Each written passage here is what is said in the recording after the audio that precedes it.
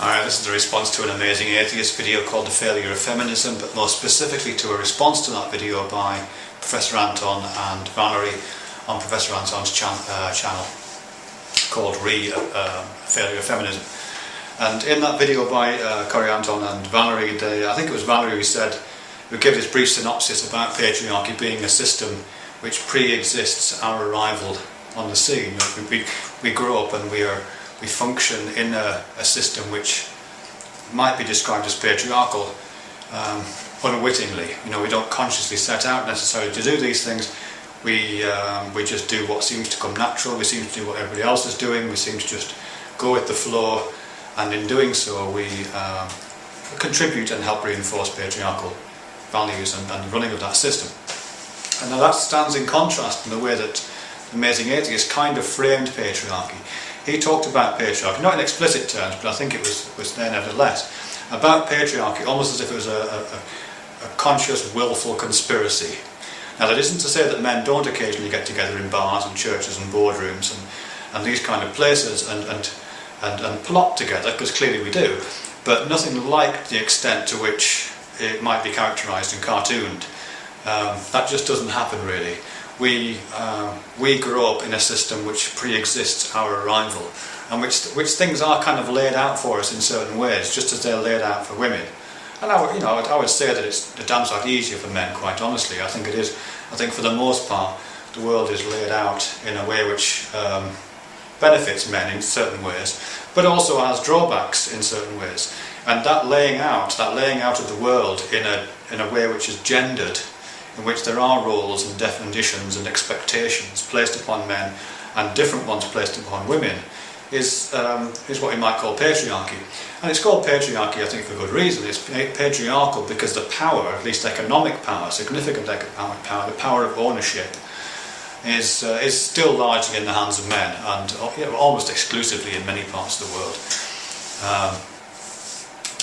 But other parts of that role definition, other parts of those gender distinctions, serve men very badly indeed.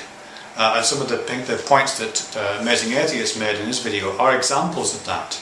They're examples of the functioning of patriarchy.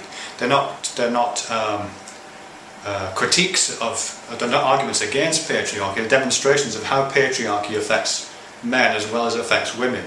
A gendered society which places certain kinds of responsibilities on men and certain expectations on men has negative effects on men as well.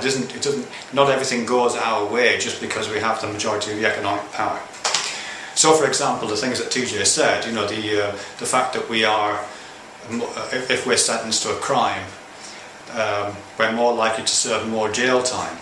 Well, that's because men, under patriarchy, it's assumed that men have greater moral culpability, moral responsibility for their actions. Women are weaker morally. It's kind of viewed in patriarchy. And because we have greater moral culpability, we serve longer jail time as a result, we're more responsible.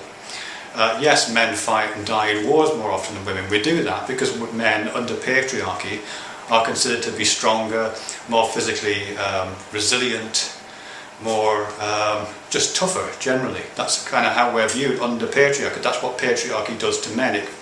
It confers on us a necessary toughness, and part of that necessary toughness is, you have to fight the wars, you have to be the victims as well as the perpetrators of violence, you have to, because of the moral responsibility thing, you have to be able to not hit your wife or not hit your female partner, but absolutely not complain if she hits you. So that's part of patriarchy, that toughness. Whereas under patriarchy, we're not supposed to have fond feelings for children and be involved in childcare. That's a patriarchal role definition. So it should be of no surprise to men that we are less likely to be given custody of children following separation and divorce.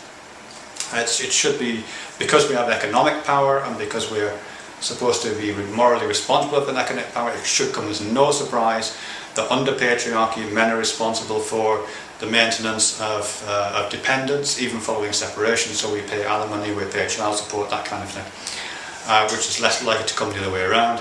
These things are part of patriarchy.